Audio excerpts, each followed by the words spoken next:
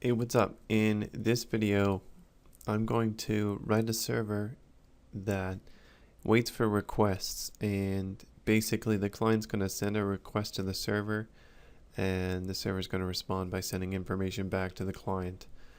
And basically we're going to do one function, and that's the getTime function.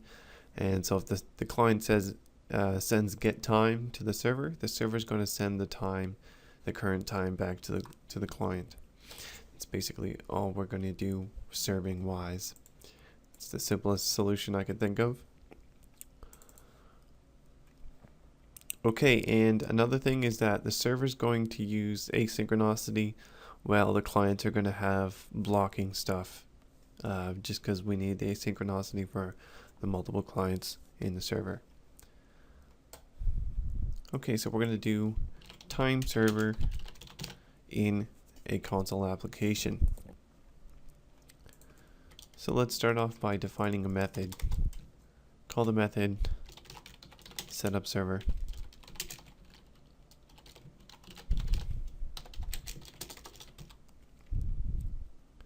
And we should probably define our global socket first. We're going to have one socket for the server, of course, using system.net sockets. I'm going to call this server socket, and we're going to construct it right away with the typical overload: address, information, internetwork, protocol type, TCP. We have to specify the socket type before we do this. I don't know why IntelliSense did that. Socket type stream. Okay. Now let's begin setting up the server. So I'm going to use the console window as the log window, of course. And we're going to have the ellipsis at the end of our text here to indicate progress or work in progress. Okay, so let's do some work afterwards. Server socket, we're going to bind the socket to all available local interfaces. So let's define our IP endpoint. For some reason, you can only define, or this is the only constructor.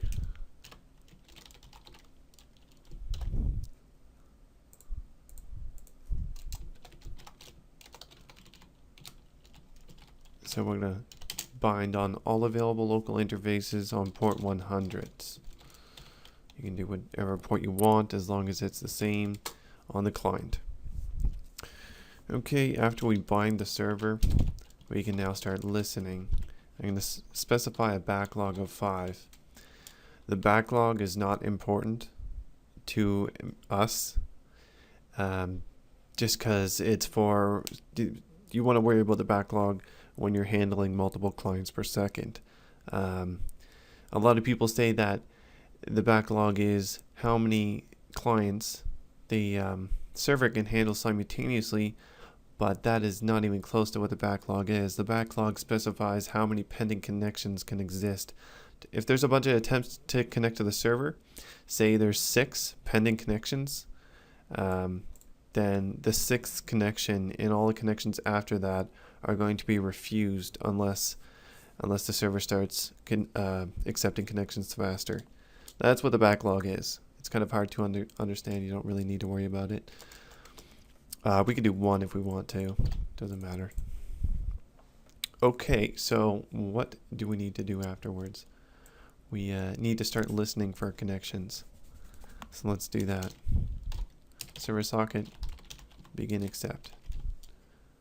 And async callback. Leave that blank for now. And I think we can pass in null for the object state. I don't think we need an object state. So let's define our connection accept callback here.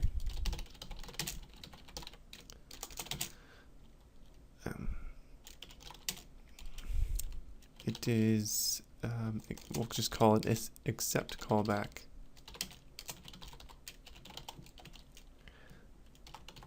It has to have iasync result as a parameter. Okay, let's put that in our begin accept parameters and begin writing in it. Okay, and I'm gonna have to define our client list now. So let's define a list, generic list, and then sockets. And I'm going to call this client sockets.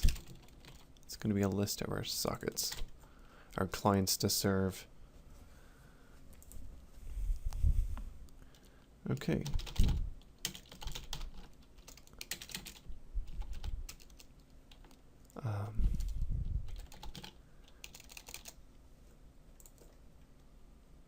I have to make these static. I forget to do mark my global variables static every time. Okay, so we're going to call end accept.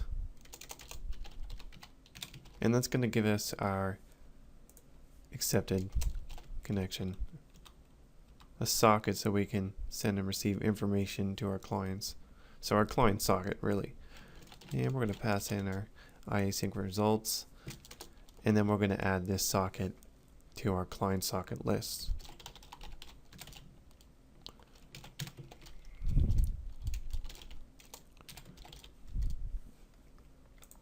And we're going to begin accepting again, because after it accepts this, it's going to stop accepting connections unless we call begin accept.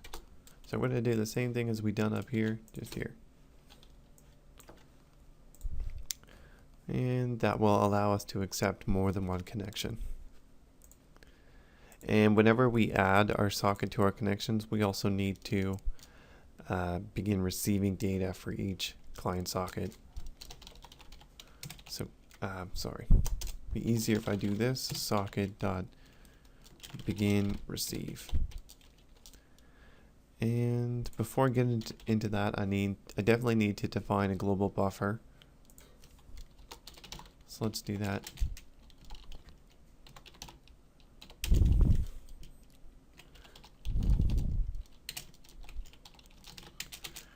And for the buffer to be sufficiently big, it can be 1024. We don't really need too much space just because we're sending and receiving simple messages. I'm definitely not going to do receive past buffer size because that is more complex than multiple clients for sure. Okay, so let's set up begin receive here. We're going to specify our buffer.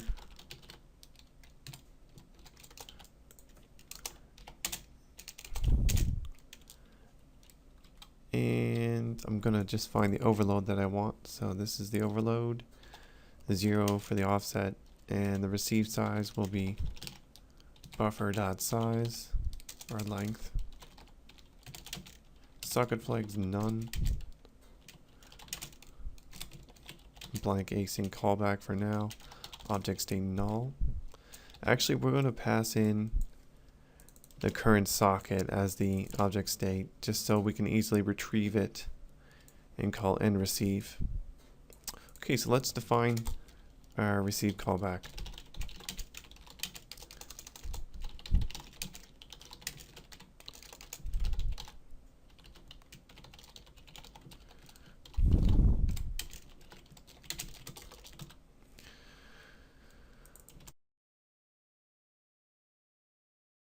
Okay, so let's get our socket.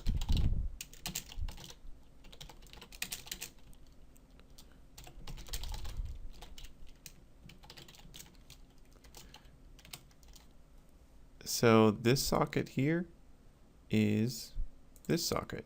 So just makes it easy for us. We need to check to see if we have, or what kind of request we have. So let's get a request. First, we need to get the how much data we received. So int received. We also need to call end receive, of course. So socket end receive. Pass in our iasync results. And we're going to, since we're not specifying any length parameters in our data being sent, we're just going to trim it using how much data we've actually received so we don't have like null bytes in our string. So I'm going to create a temporary buffer byte, and it's going to be called data buff. New byte array, and we're going to specify received for our buffer size. And I'm going to use array.copy to copy the appropriate amount of bytes into our data buffer. So the buffer actually accepted goes to our global buffer. We're going to copy that's going to be our source. It's going to go into data buff, and how much we want to copy is received. And now we can actually write that stuff to the console and do whatever. So console, first let's get the string. I'm going to use encoding.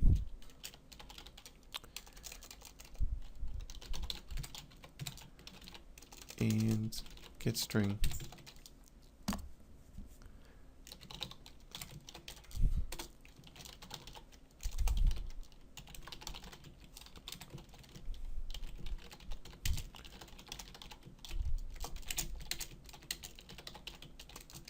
We're going to print the text received. And after that, we're going to check to see if it's a time command.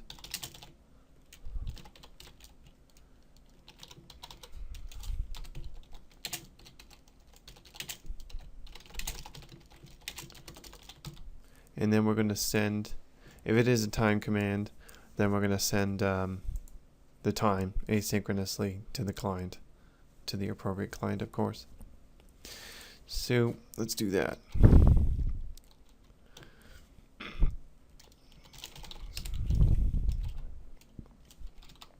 Send async. Nope, that's not what I wanted. Begin send.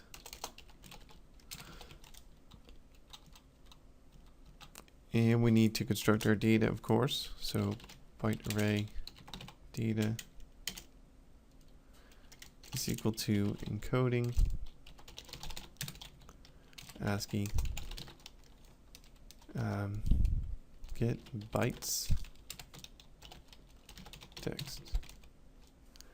And it's going to be not text, it's going to be date, time, now, too long time string. That's the string that we're actually going to send to the appropriate client. So begin send data 0 data.length socket flags none, and our async callback, of course. So new, and object state, I think we can just use null. Actually, we're probably going to have to send the socket in through object state. Now let's define our send callback. Basically all we have to do is end send.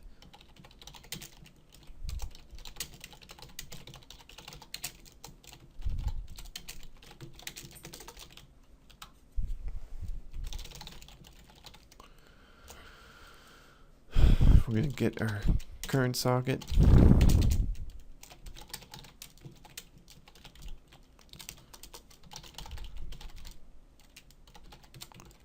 And send. And that's all we need to do.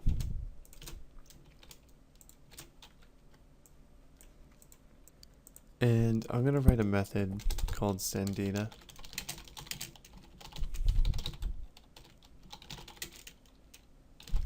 Or send text.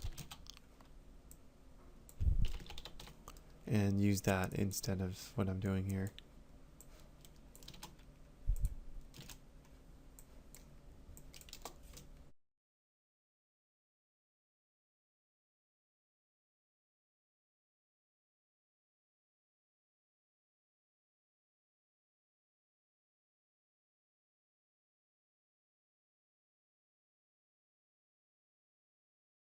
So we can use send text to send the date time.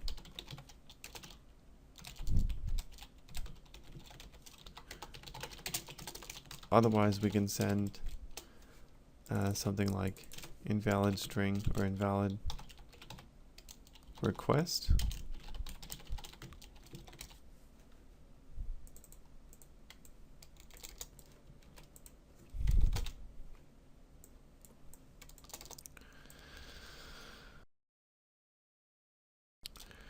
Okay, so I'm just going to write a response here.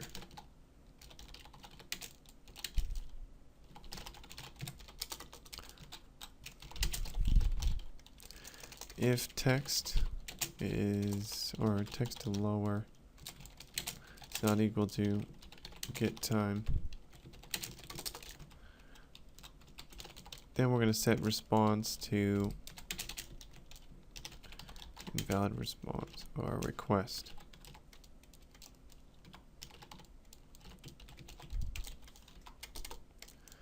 Otherwise, we're going to return the time.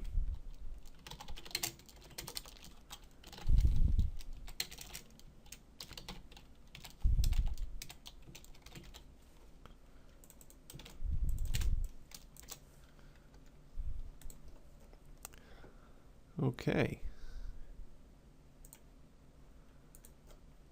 And we also need to call begin receive again to start receiving data. I'm just going to copy the begin receive up here.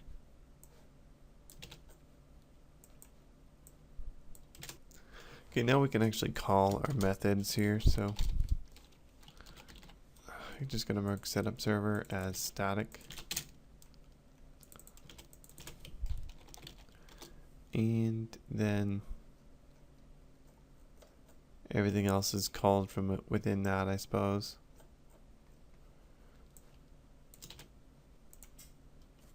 Might want to say when a client connects.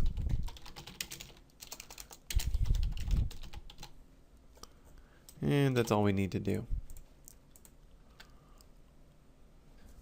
The problem with this is that there's nothing to block the main thread, and the other threads are background threads. So once the main thread is done executing, the console just closes. So that's why it's closing immediately. You can do this. And so that means once you press enter, then the server closes. So we do that. Okay, now we can write the time client, which is going to be a lot simpler. So let's write the client socket.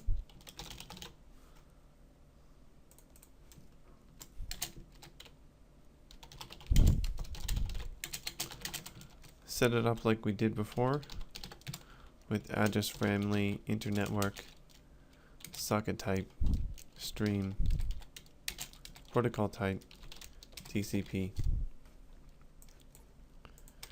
and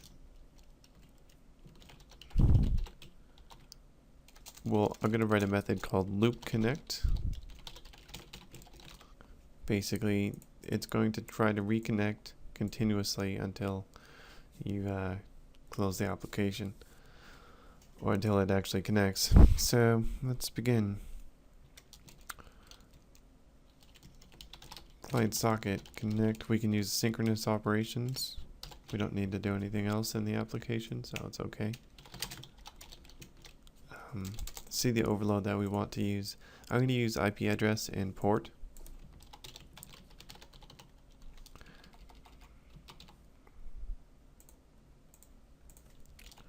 I'm going to specify the loop back so it'll connect to itself. And port is 100, I think. And we're just going to try this. If it doesn't work out, if it's a socket exception, then we're going to do something. I'm going to put this in a while loop. While client socket is not connected.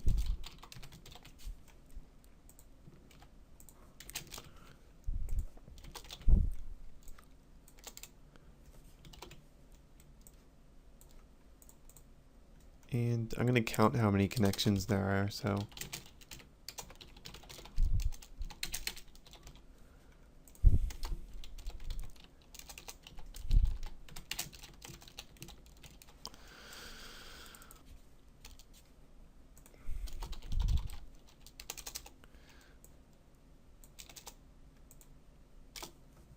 think I'm gonna write the attempts down here.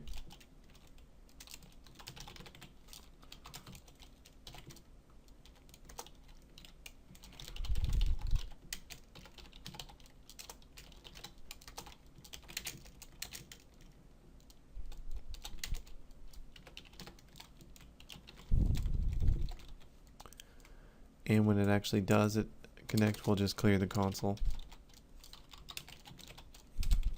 and write connected.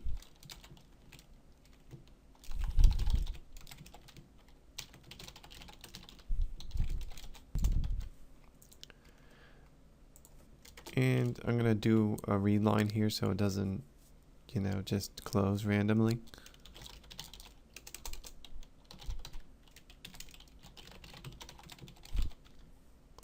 So let's see what it does. So it's trying to connect, and I'm gonna clear that so it doesn't do all these different lines.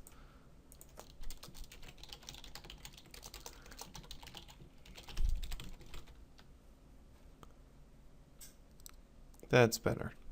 So let's start up our server and see how it works out. There we go. So on the server here it says connected, and well, the server it says client connected here, and in the client it says connected.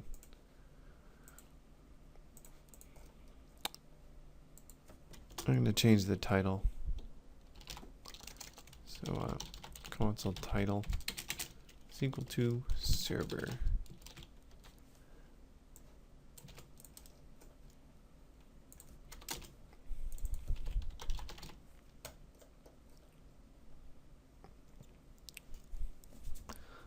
Okay, so now we got our connection loop.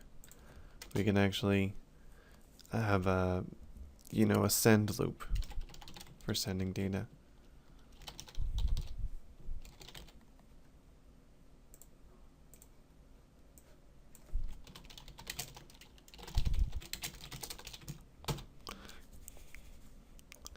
Okay, while true, then we can do this. We're going to clear the console.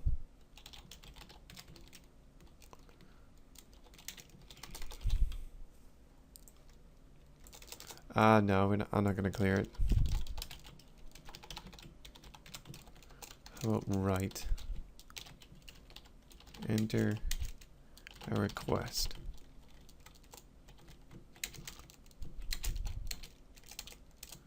Okay, so we're prompting for a request. Now let's actually get a request. So we'll use read line, assign it to a string.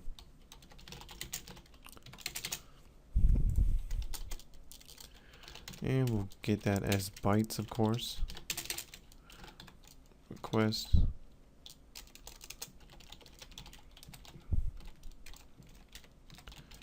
We use the get bytes method. And we'll send it. So we'll just use our one socket that we created to send. Client socket.send. I'm going to send buffer.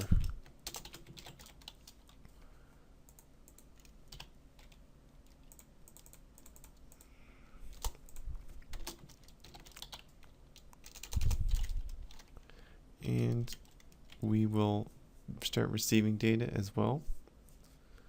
So we're going to look for a response right away. So client socket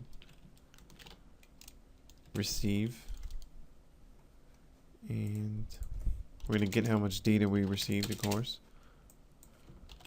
And we are going to have to create a new buffer. So byte array received buffer.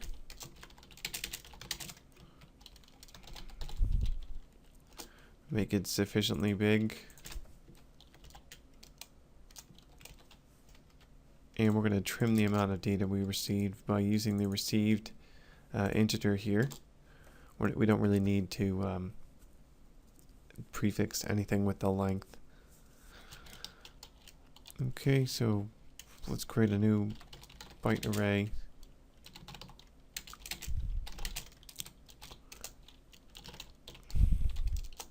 and make it the size of how much we received, and then copy the appropriate amount of data from the received buffer, the bigger buffer. So array.copy.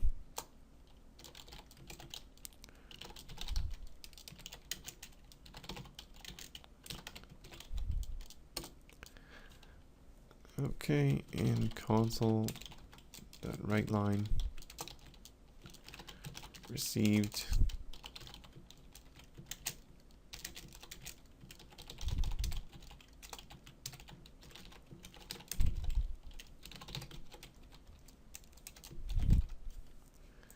There we go.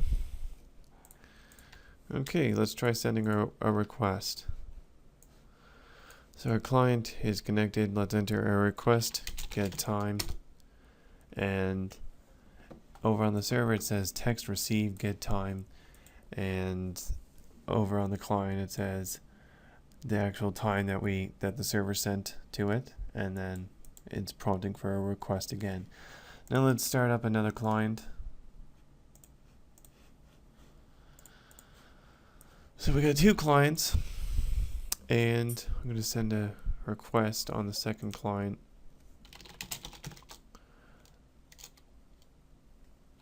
And I can do this. Or I can just send an invalid request, and the server will send an invalid request string.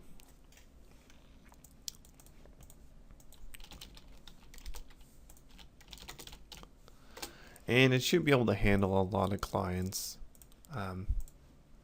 So we can take a look at that. I'm not going to do any error handling regarding properly closing the clients, because that gets a bit crazy.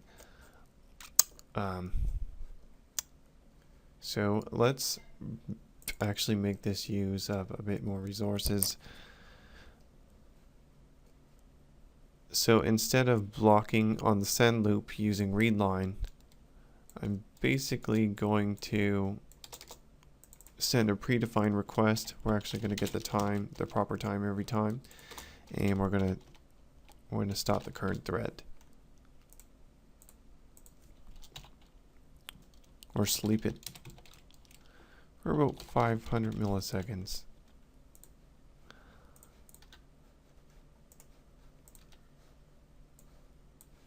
So there we go. So now the client's retrieving time a bit more crazy like, and we can start up a couple more instances and it should be okay.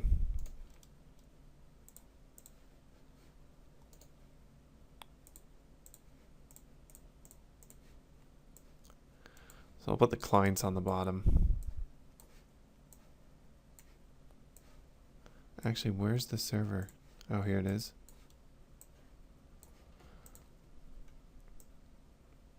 So there, I'm serving a lot of different clients, and they're still going.